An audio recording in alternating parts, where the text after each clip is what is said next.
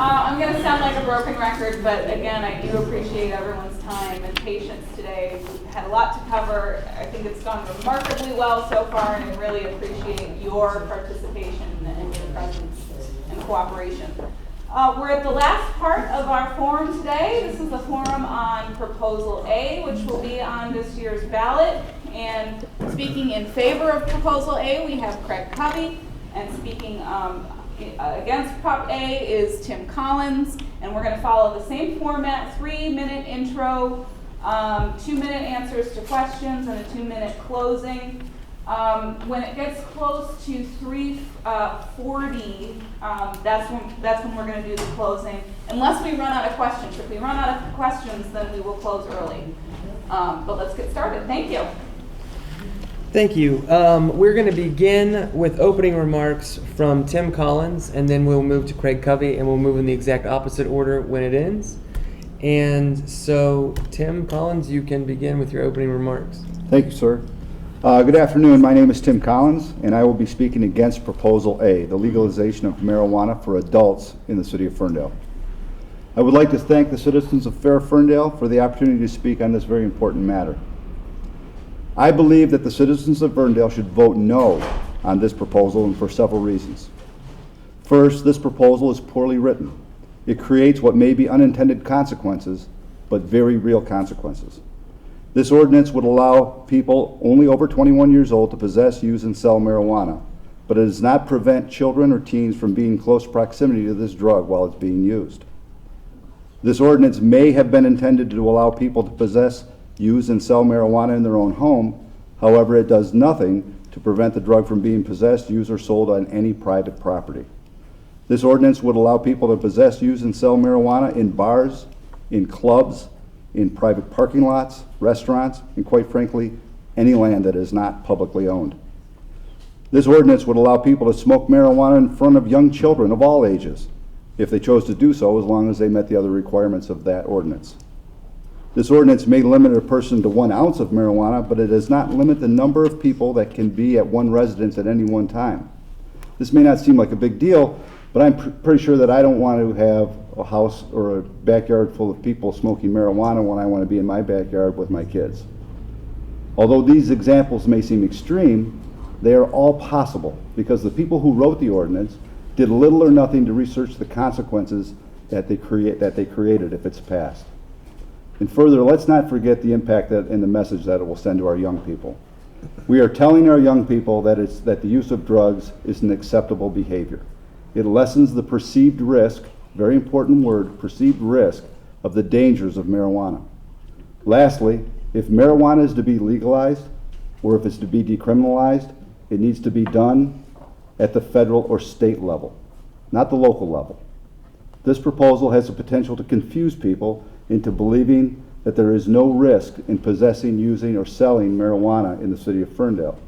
This ordinance has the probability of creating more problems and creating problems that currently do not exist. I ask the citizens of Ferndale to educate themselves on this issue. I ask them to educate themselves on this ordinance and to ultimately vote no on November 5th. Thank you. Thank you. Craig Covey. Thank you. I am speaking in favor of the ordinance and suggesting a vote yes on Prop A. Across the nation, views on marijuana decriminalization are rapidly evolving, with more and more people from every political persuasion wanting change.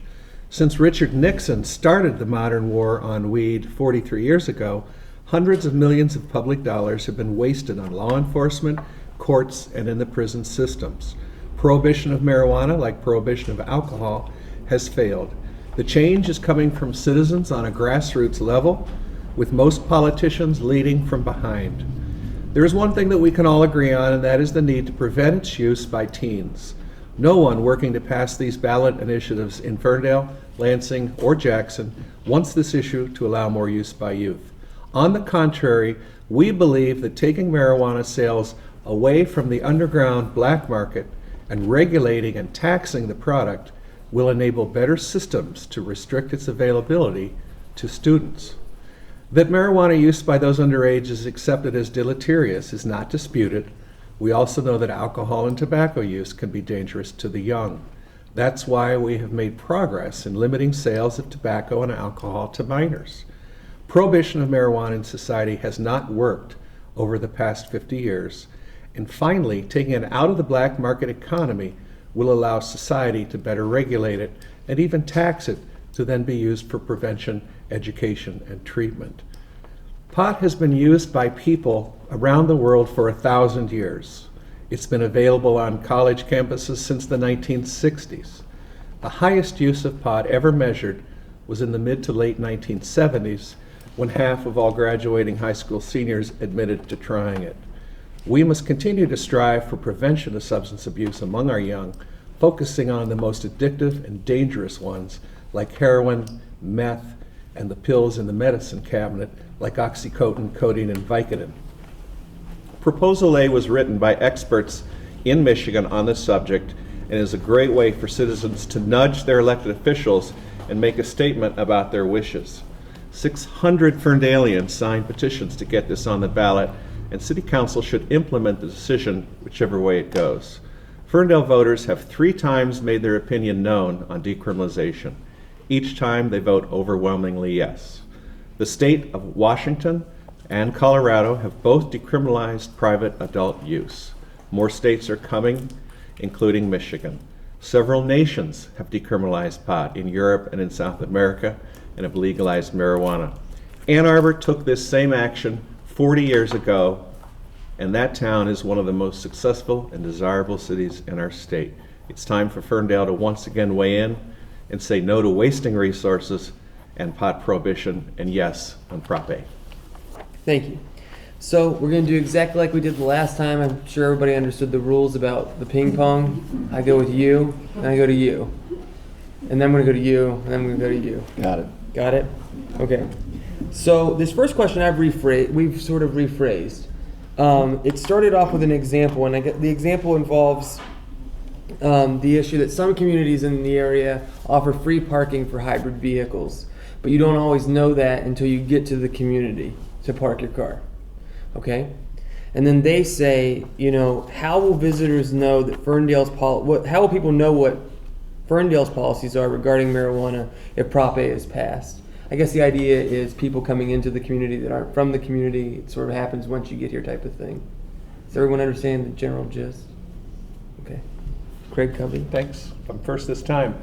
I guess it's similar to whether you go to Colorado and you understand that Colorado's decriminalized marijuana, but if you go south to Oklahoma, it definitely has not decriminalized marijuana. So you got to know which state you're in, I guess.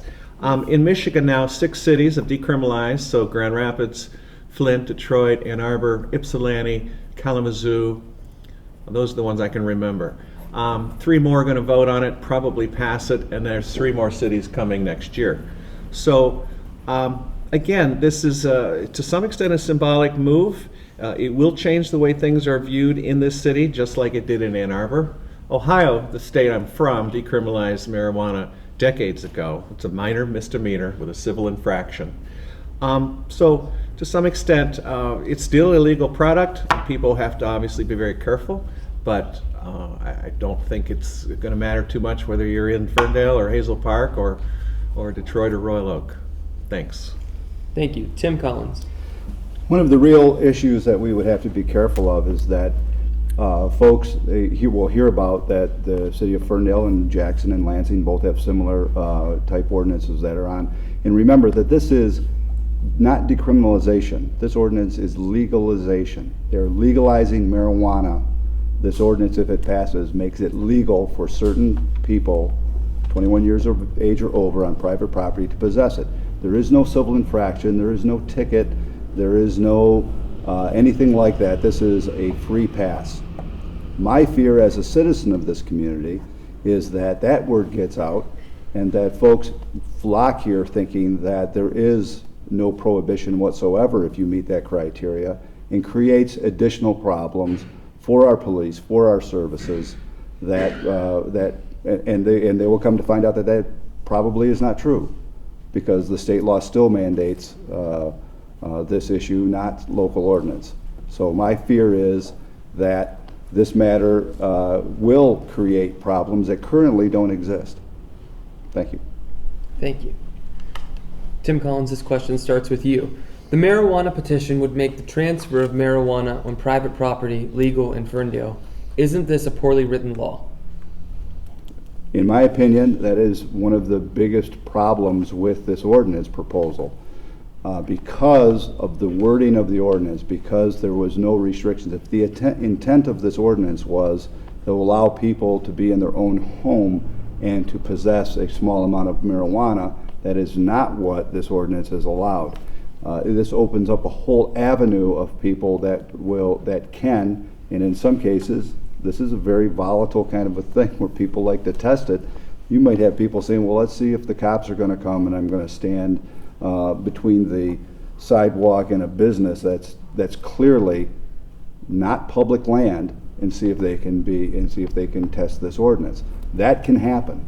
There's all sorts of, it was so poorly written and so not unwell thought out that this ordinance, it needs to go back to there needs to be a dialogue that needs to be done if legalization or decriminalization is ever going to happen.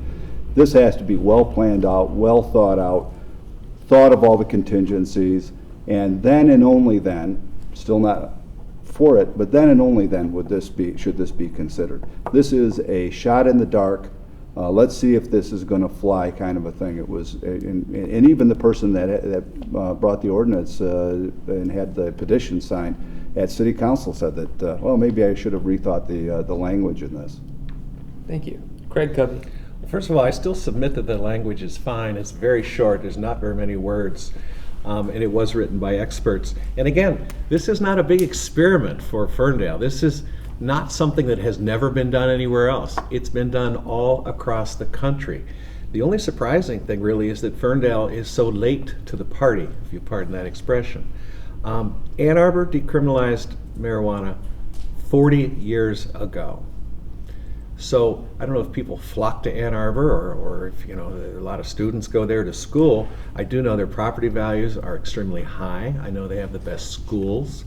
And as more and more cities do this, again, there's not thousands of people waiting at the border of Ferndale to come in. First of all, they all come in here anyway to party because they like the clubs and they like to go dancing and they like to go to the restaurants and stuff. So I again disagree that the writing is not good. Let's go back 4 years ago when Ferndale was voting on medical marijuana.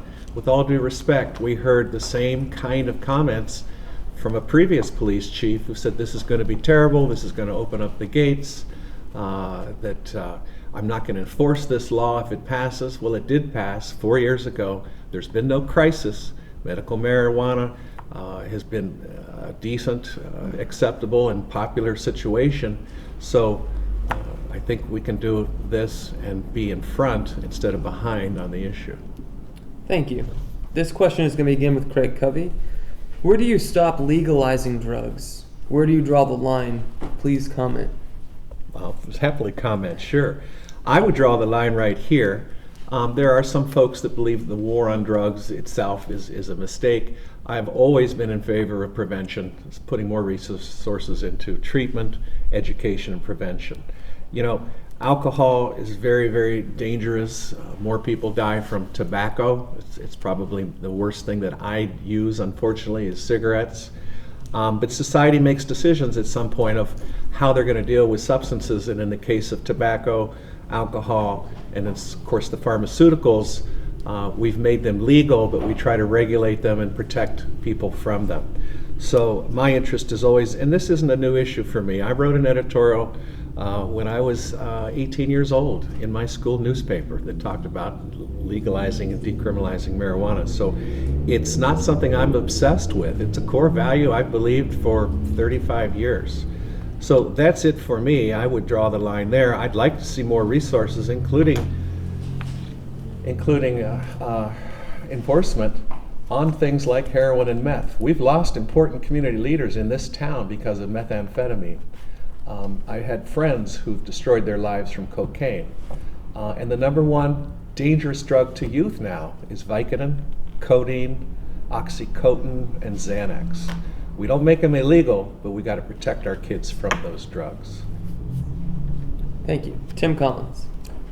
I think the line is very clear. I think that This marijuana has been illegal since the 1930s, and it needs to remain there, at least in unless we start exploring the decriminalization end of this. There is no, I mean, our kids are exposed to alcohol, our kids are exposed to tobacco, and yes, Craig, they're exposed to pharmaceuticals, which is one of the leaders that are up and coming, Molly, which is MDMA. There's all sorts of drugs that our kids are exposed to, including alcohol and tobacco, which are legal drugs. So one of the core values that I have on this entire issue is that, do we need another one? Do we need to expose our kids to one more? This is one of the biggest associations this is a study that's been going on with the University of Michigan since the 1970s, tells us that when our kids, our 8th, 10th, and 12th graders feel that marijuana is an acceptable drug and they perceive, remember in my opening statement I said perceived fear of the use of the drug, there's a converse relationship for those age groups that says when they feel that the drug is safe, use goes up. And when they feel that the drug is dangerous, use goes down. And currently, that usage is on a rise with marijuana. It peaked in the 70s, as Craig has stated, and it's gone on a roller coaster ride down and then up. And now in the late 90s, it was on a decline, and now we're back on the upswing. So we need to protect our kids, and we need to really look at this matter. Thank you. We're going to start this question with Tim Collins. Do you predict passage of this proposal will increase youth usage of marijuana? Absolutely. I think that any time that we, as responsible adults, and I do a lot of work with children. I coach, I mentor, I deal with kids in needs that have at the schools with tutoring, and I'm very experienced with the youth of this community, particularly the teens. I have teenagers, so I see that if we as a community, if we as the community leaders, if we as just parents think that we send a message to our kids that, oh yeah, it's okay if you're 21. We're giving the same message we're giving them for alcohol and tobacco. It's a mixed message. It won't work, and it will cause. There's plenty of studies that show the more that kids perceive that the drug is okay, that the usage will go up. Thank you. Craig Covey. A couple things. First of all, why don't we look at cities and states that have done this, or countries? And if you look at the studies from Colorado, from Washington State, or even countries like Holland, Belgium, and the Netherlands, Uruguay has become the next country, they don't see that the rates go up. Let's also be honest. Let's not be in denial that marijuana is already out there.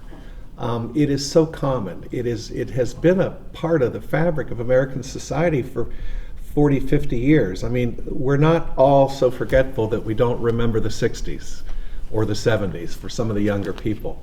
I mean, it's in movies. People joke about it. Harold and Kumar Go to White Castle, a funny, popular movie. So there's an element of hypocrisy that goes on when we on one hand say this is illegal and this is really bad, and on the other hand, that it's part of our society. So again, let's look at Ann Arbor, which has decriminalized for 40 years. It hasn't changed the use in that city. As far as having this around, I mean, if I go to the dentist, I don't have any kids, but let's say, Tim, you go to the dentist and you get a prescription for Vicodin, you bring that home, that's in your home, but you, ideally as a good, strong parent, are going to keep that in a safe place. It may not be the great thing that you're using Vicodin, but sometimes you have to use it because you have a toothache, but you don't want your kid to get to the Vicodin, so you keep it very safely. I think that's how this will work with marijuana as well. Thank you. Thank you. This next question is going to begin with Craig Covey. Why would legalizing minimum amounts of marijuana for over 21 be any different than alcohol or smoking cigarettes? Well, I think it's sort of the movement of what we're trying to do again is try to get rid of the hypocrisy. In an ideal world, nobody would suffer from alcoholism. People would never drive and drink. The tobacco use would go down to zero. There's a balance in our country because there are people who believe in freedom, and even libertarians and some of the more conservative elements of our society are now supporting this kind of behavior of legalizing. But we could make tobacco illegal, but you know what a disaster that would be. Again, I think it's all about education. It's all about prevention. It's all about moderation. And yes, people can abuse. People abuse food in this society, and we have huge health problems with weight and people that are way, way overweight. But we don't make food illegal. What we have to do is talk to people about moderation, talk to people about health, and hope that we can, through programs and education, make sure that use doesn't turn into dangerous use. Thank you. Tim Collins. Could you rewrite or restate the question one time? Rewrite it. Yeah, oh, no, Why would legalizing minimum amounts of marijuana for over 21 be any different than alcohol or smoking cigarettes? The really quick answer is it wouldn't be any different. But who's saying that alcohol and cigarettes are a bargain?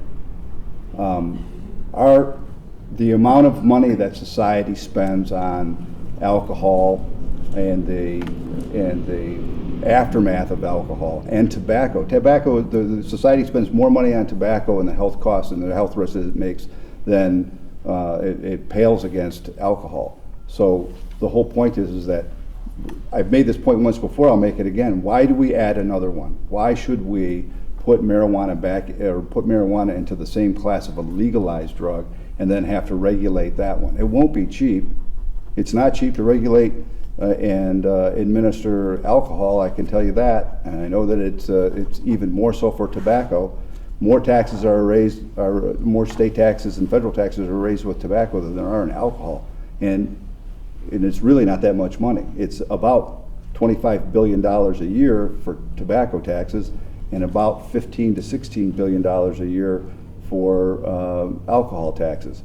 Yet the amount of money that society spends on the cause of the things that alcohol costs, the relationship is about $180 billion it costs Americans in societal costs for alcohol. About $200 billion it costs from healthcare costs and other things that smoking costs.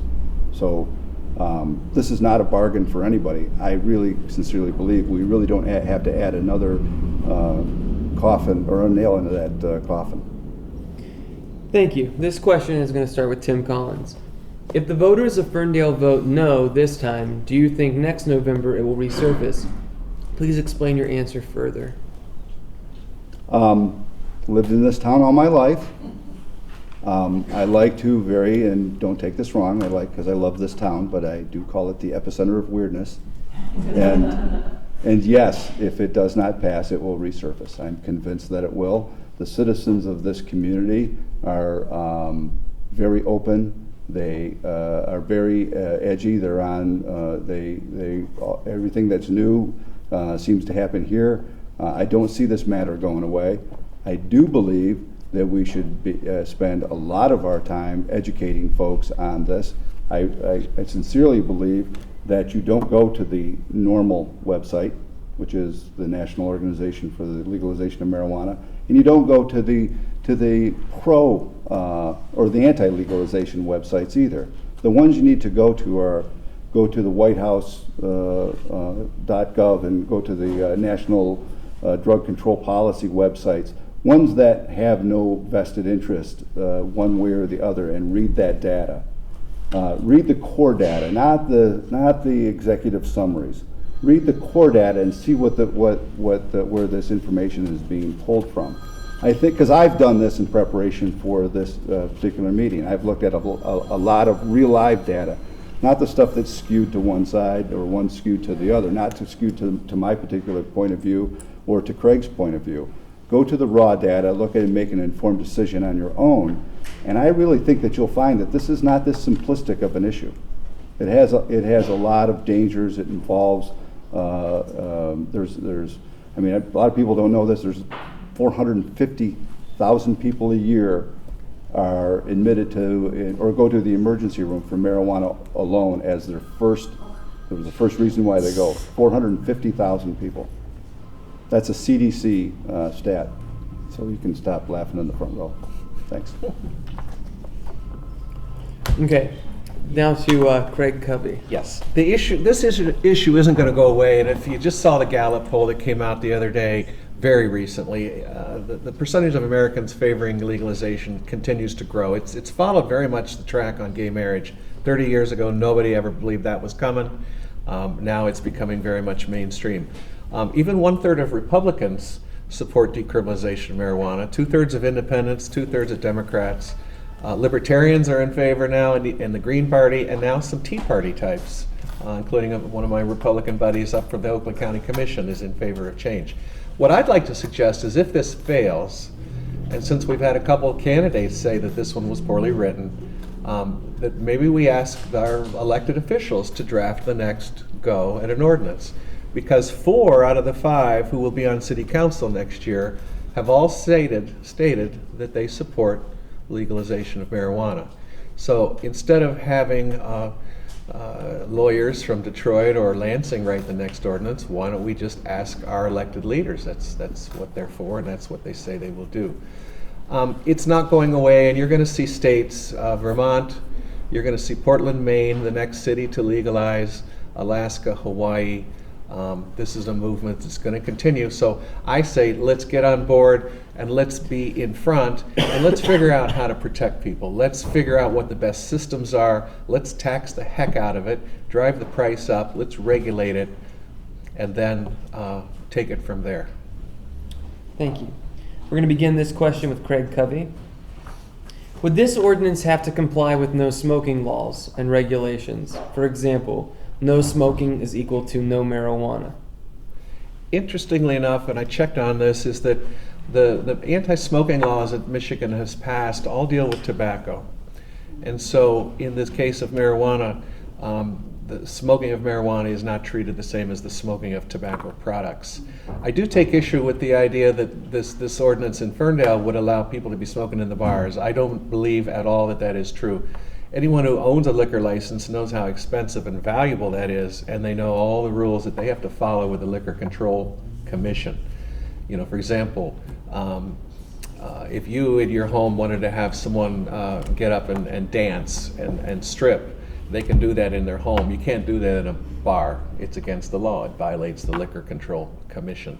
So it won't affect those. And a good example is in Grand Rapids, and this was the story in Cranes that I mentioned earlier. Cranes, all about finances and businesses. A hotel in downtown Grand Rapids has created a smoking section of his hotel. You still can't smoke inside the rooms, but he created little patios on all the rooms, and this hotel is near a hospital, and so you have some actual clients of people who are using medical marijuana using this particular hotel because they have patios where they can go out and smoke, and his business is booming. So again, when this starts to talk about money and income and increased business and increased tax receipts, that's when you're going to see the movement to grow quickly on this issue. Thank you. Tim Collins? Could you repeat it again? I mean, Craig was so intoxicating, I just Intoxicating, right? The question is, would this ordinance have to comply with no smoking laws and regulations? Example, no smoking is equal to no marijuana. And I agree with Craig that the Michigan smoking ban does not involve marijuana smoke. It is a good opportunity to expand on that question where Craig has said that because bar owners have other vested interests with their liquor license that would impact them. I don't disagree with that per se. I really don't. The bar thing is a example of private property that we wanted to make sure that everybody got the gist of this. Wouldn't necessarily have to be a bar, but that still is a problem because you are putting your local police in a position of which state law are they going to ignore? Are they going to ignore the state law that says you can't possess marijuana, or are you going to ignore the one that you can't smoke in a business, or that you can't, so it really puts the police in a bad position. But the reality of the situation is that this ordinance and really that's what we're talking about, is this ordinance would allow for all sorts of places where you could smoke marijuana. That I really don't think that, and even I'm not sure that I'm in my opening statement I said I don't think I would want to be have my neighbors having a party in their backyard where everybody's smoking weed, and you're in your backyard with your little kids. My kids aren't little anymore, but I mean that scenario could repeat itself over and over again, and this ordinance would allow it. So I'm thinking that I know we got a little off track from the question, but it does impact on that quite a bit. Thank you. We're going to start this question with Tim Collins. It is, how do you think this ordinance will affect driver's safety in this and neighboring communities? Well, there's science on this one, folks. There really is. I mean, we all know that alcohol and driving do not mix. There are some you can read in some of the different websites that you go to, and they'll say that marijuana smoke actually is, somebody who smoked marijuana is actually a safer driver because they drive slower. I think that's kind of crazy, to be honest with you. But what the science does say and does tell us is, well, smoking marijuana does affect the part of your brain that affects your memory, it affects your reaction time. So driving a motor vehicle under the influence of marijuana, which is illegal, would be very dangerous. But the one thing that the research has told us for sure is that when marijuana coupled with tobacco and you get behind the car, it's worse than all three. So so there's a lot of data out there. That's certainly something that I don't think even Craig is even saying that we want to have people smoke marijuana and get behind the wheel of a car. But will it, if the core question is will it increase? Yes. Legalization statistically will cause the price to drop and use to go up. So it would be not far to guess that people will be driving more under the influence. I would foresee that in my opinion. Thank you. Craig Covey. I just respectfully disagree. First of all, I don't think the price is going to go down if it's decriminalized. I think the price is going to go up. I disagree. We agree to disagree. The price has fluctuated over the years, but if it's taxed and regulated, when you buy a bottle of bourbon, the cost of that bourbon is only $3 or $4, and the rest of it is taxes. So as the price has gone down in the last 20 years, because it's no longer being imported from other countries, it's being grown now, the price is going down, and so that's why we pay such huge cigarette taxes. It makes them more expensive so that young people can't afford to buy cigarettes at $7 a pack. So now I forgot the question, though. See? Do you think it's going to affect I was driving? intoxicating. It affects your memory, I think, too. Do you? The question was, My point. will the ordinance affect driver's safety in this community and in the neighboring community? Again, the use is already there. The question is it criminalized or not? Obviously, driving under the influence should always be criminalized. People may drive worse after drinking. They tend to go faster. People maybe that are smoking pot may drive a little slower. Both can be dangerous. We don't want anybody driving. And maybe if we finally get Woodward Avenue Transit, then people who've had some drinks can get on the train or get on the bus. But we should keep it illegal. Again, any type of driving under any influence is wrong, dangerous, and should not happen. I don't think it'll necessarily increase, though. Thank you. We're going to begin with Craig Covey on this question. It is, how would the legalization of marijuana in Ferndale affect the perception of Ferndale High School as a desirable school as compared to Royal Oak or Berkeley schools? Well, there's issues with the schools, obviously, anyway. And I, again, would go back to looking at some of the schools that are in cities that have already done this. If Ann Arbor has decriminalized marijuana for the past 40 years, I would say look at the results, look at the scores in Ann Arbor, and are those schools desirable or not? School choice and the quality of schools is what's most important to folks. Our schools have some issues. You're certainly aware of them, Chief. So I honestly think that this issue is going to, I think people are surprised that Ferndale hasn't taken this action already. It's going to be viewed as there's Ferndale, you call it kooky, I think. We call it Ferndale normal.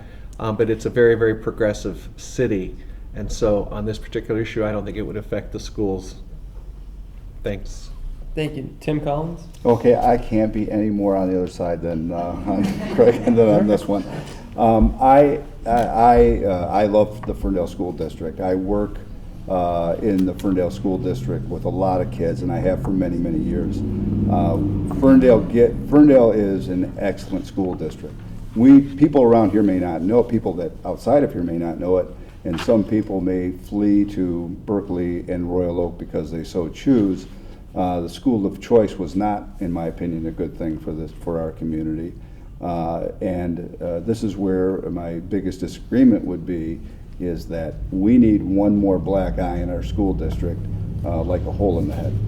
And having the perception that, oh, we'll go to Ferndale and they've legalized pot, even if it doesn't apply to that ordinance doesn't apply to kids, it does. What school districts rely on, not the students coming here, they rely on the parents coming here and keeping your kids here at this school. So you may have, I mean, if you have kids, you know that there are some parents, they don't want their kids to be in the same room. If they have a peanut allergy, they have rooms made aside for them. I mean, people are more protective of their kids than anything else. So if they perceive us, the perception is that we've created a community that is, light on drugs, I don't think that's going to bode well for our schools. I really don't think that that's going to bring people in by the droves. I think it may not drive them away by the droves, but it certainly isn't going to bode well for us on that. We're going to begin this question. We only have two remaining questions, and then we're going to move on to closing remarks. This next question will begin with Tim Collins, and it's got two parts to it. Under the proposal, if it is legal to possess, is it legal to sell? And how does the answer to this question affect your position? Okay, so the proposed ordinance uses the word transfer, does not use the word sell. But it refers to the first part of the ordinance. The first part of the ordinance defines the word transfer as sell. So as far as I'm concerned, it uses the word sell, because that's how the ordinance, the part of the ordinance, defines the word transfer. How does that apply? Because we've made several comments, and you've heard all the candidates here. They've talked about the fact of the private property and using it on private property. And we've kind of focused on the private property aspect of it as far as use goes. We did not focus on the sale part or the transfer part. And what that means is that effectively, now somehow, because this ordinance is flawed, but somehow you would have to get to that private property with the marijuana. But once you were there, you could sell it to other people that were at that particular location, and then they could use it there.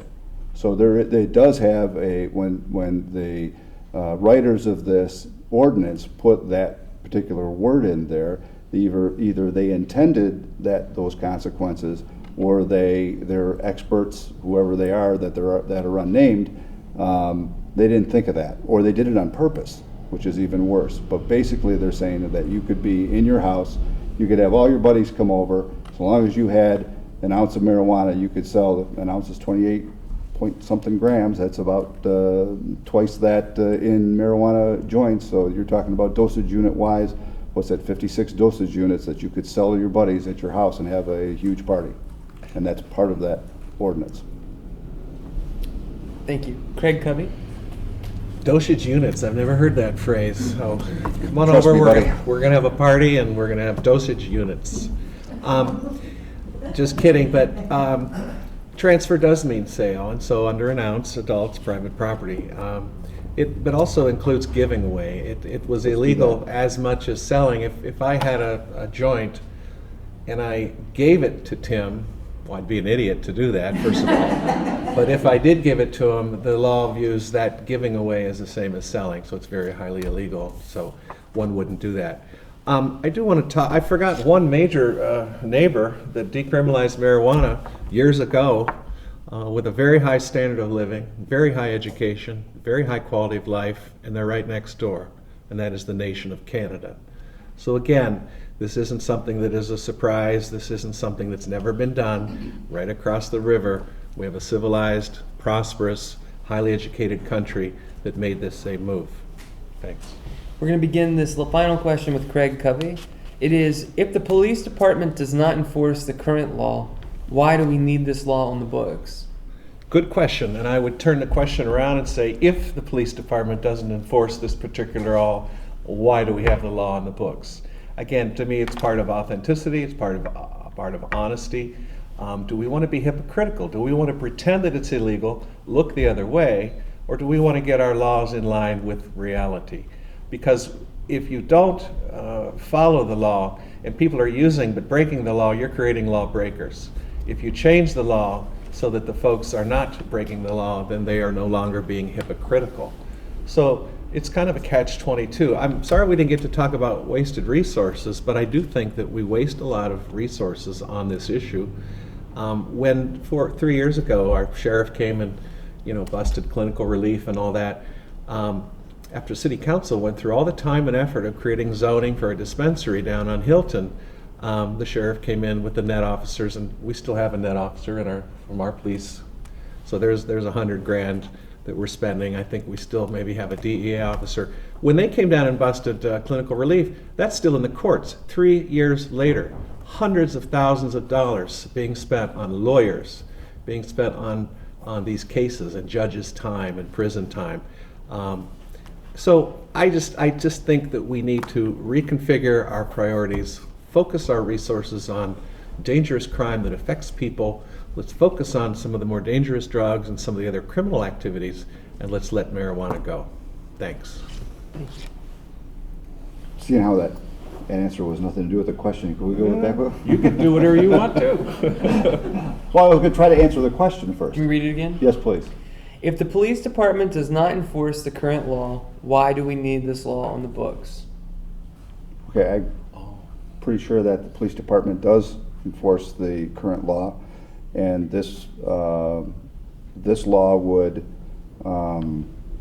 create a situation where the police officers who are sworn to uphold the law of the state of Michigan would have a conflict between a local ordinance and a state law, and legally the state law always wins. A local unit of government cannot make something legal that the state has made.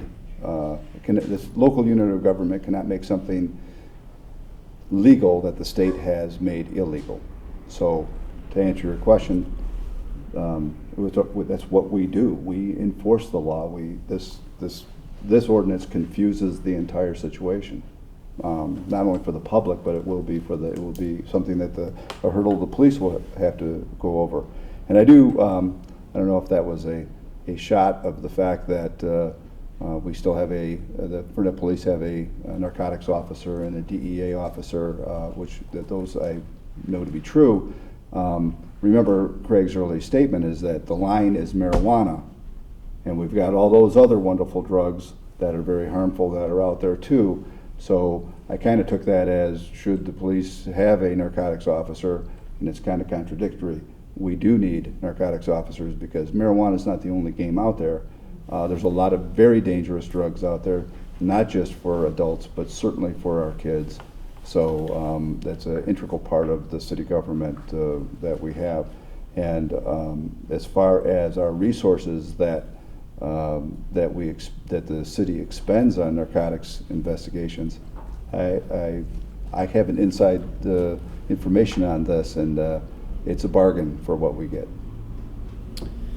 Thank you. We're now going to move on to our closing remarks. If you have any other questions that didn't get answered that you want to ask either of them, if they want to stay around and talk to you, they can. The closing remarks are going to begin with Craig Covey, and then we're going to go to Tim Collins, and you have 2 minutes apiece. I appreciate it. And again, not a shot, of course, on our police. But I did know that we have a net officer, and have for years, who works for the county. And again, if Sheriff Bouchard is spending a lot of his time and resources going after marijuana, which we know he has, then we are in effect subsidizing. So my point is that we are expending resources on the issue of marijuana. A couple of weeks ago, there was a rally, a political rally in Geary Park. I think it was on October the 6th. It was a Sunday afternoon. I didn't go. I was actually stuffing envelopes for my other campaign. But young Mr. Sissel had a rally in Geary Park. There were, I'm told, 38 people there. And it was a political rally talking about Prop A and his race for state rep. And I was told that there were up to 4 police cars and 4 Ferndale police officers watching Geary Park, watching this rally. By the way, it was pouring rain. And so, again, I just wonder if we are a little bit over the top on the issue of marijuana. You got 30, 40 people having a little rally huddled under a park area with rain. Did we need to expend police officers there? And were there any bicycle thefts Sunday afternoon between 4 and 6 p.m.? Were there any burglaries that day? Let's focus on true crime. Let's get on with this issue. Join the rest of the progressive community. Vote yes on Prop A. Thanks. Thank you. Tim Collins?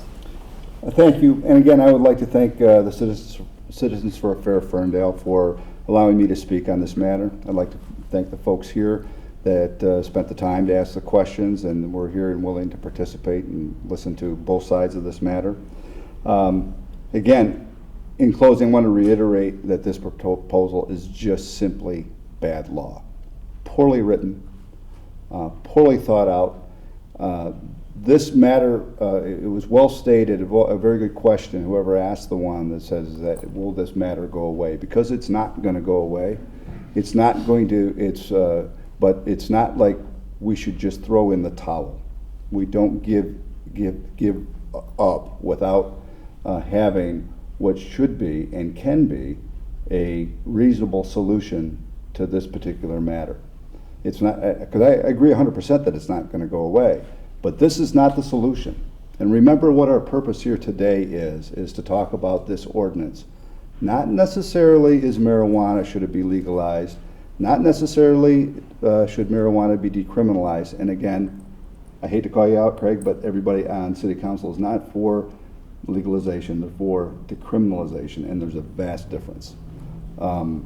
There is, and again, remember, we need to protect our youth on this. Is there a solution? I'm not saying there is a solution, but if there is a solution, it needs to be vetted out, located, and our youth have to be protected, our young people have to be protected. If there's going to be legislation, remember, this is a party drug. This is not something that the world is going to fall apart if we legalize it or don't legalize it. This is a party drug, and it's for people to have a good time with. So in order for us to get all jacked up out of shape about anything else, remember, what the core of this is so people can have a good time. And when you put that against our kids, the kids win. Thank you. Thank you.